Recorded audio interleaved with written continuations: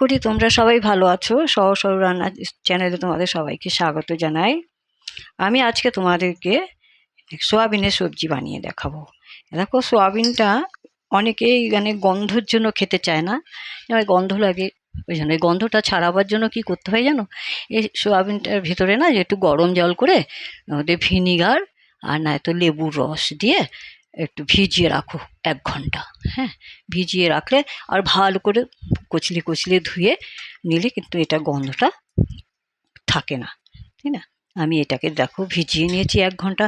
ভিজিয়ে তারপর আমি ভালো করে চিপে রেখেছি এখানে। এবার আমি তোমাদেরকে দেখাচ্ছি কিভাবে বানাবো। তেলটা গরম হয়ে গেছে, আমি একটু আলুটা ভেজে নিই। হ্যাঁ,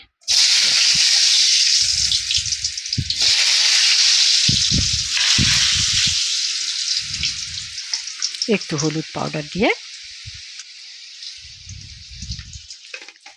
একটু ভাজা করে নেব। ভাজাটা আমার হয়ে গেছে, আলু ভাজাটা আমি তুলে নিচ্ছি।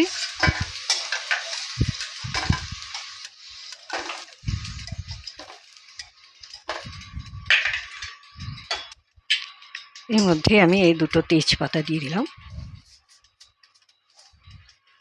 দিয়ে একটু কালো জিরে দিয়ে দিচ্ছি, দিয়ে এবারে পেঁয়াজ কুচিটা দিয়ে ভালো করে ভেজে নেব। আদা রসুন পেস্টটা আমি দিয়ে দিচ্ছি। দেখো, একটু ভাজা ভাজা হয়ে গেলে, রসুনটা আদাটা একটু ভাজা হয়ে গেলে এবার দেখো এই টমেটো, গ্রেট করা টমেটোটা দিয়ে দিলাম।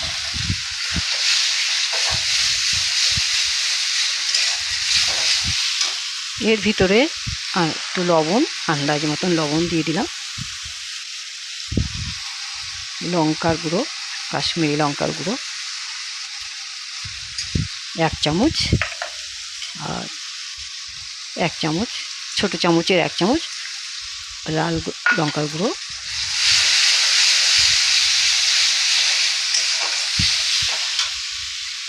এবারে একটু 2 চামচ হলুদ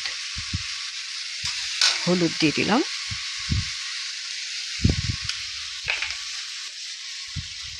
দিয়ে এবারে ভালো করে কষিয়ে নেব।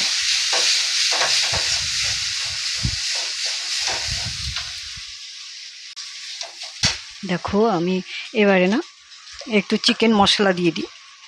হ্যাঁ, এই দেখো চিকেন মশলা দিয়ে দিলাম, 2 চামচ চিকেন মশলা গুঁড়ো দিয়ে দিলাম। আর একটু এই যে 1 চামচ জিরের গুঁড়ো দিয়ে আবার ভালো করে কষিয়ে নিই। দেখো, একটু জল দিয়ে একটু ভালো করে কষিয়ে নিতে হবে। এবার আমি সয়াবিনটা দিয়ে দিচ্ছি। সয়াবিনটা আবার দিয়ে ভালো করে কষিয়ে নিতে হবে। এই দেখো, হ্যাঁ, এইভাবে ভালো করে কষিয়ে নেব। হ্যাঁ, এবার সাথে আলুটাও দিয়ে দিই। এবারে খুব ধীরে আছে কিন্তু এটা ভালো করে কষাতে হবে। তারপরে দেখো, এবারে আমি একটু ফেটানো একটু টক দই দিয়ে দেবো, 1 চামচ, বেশি না, 1 চামচ ফেটানো টক দই দিয়ে আবারও একটু আমি কষিয়ে নেব। যত কষাবে তরকারি কিন্তু ততটাই টেস্ট হয়। হ্যাঁ, ভালো করে এটা কষাতে হবে। দেখো, 1 চামচ এর ভিতরে চিনি দিয়েছিলাম, দিয়ে কিন্তু আবার ভালো করে আমি কষিয়ে নিচ্ছি। কষিয়ে আমার কষানো হয়ে গেছে। এবার আমি এখানে এটার মধ্যে গরম জল দিয়ে দেবো, ফুটন্ত জল দিয়ে দেবো। এবার আমি একে সেদ্ধ করার জন্য কুকার 1টা সিটি দেবো, কুকারে। ঠিক আছে, আমি কুকারে বাস বেশি জল দেবো না, ঝোল বেশি হবে না, হালকা হবে। দেখো, একটু আমি 1টা সিটি দেবো কুকারে।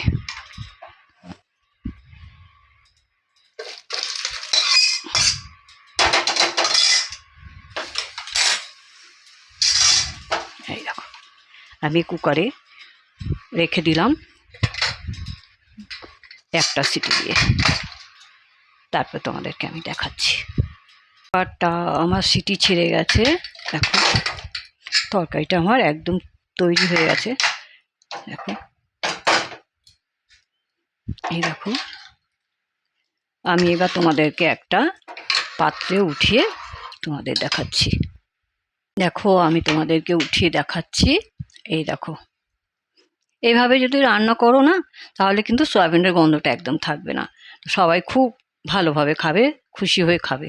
তোমাদের যদি রেসিপিটা ভালো লাগে, তবে একটা লাইক করো, সবার সাথে শেয়ার করো, সাবস্ক্রাইব করো চ্যানেলটাকে, আর কমেন্ট করে জানিও আমাকে যে কেমন হলো। আবার একটা নতুন রেসিপি নিয়ে তোমাদের কাছে আসবো। তোমরা সবাই সুস্থ থেকো। ধন্যবাদ।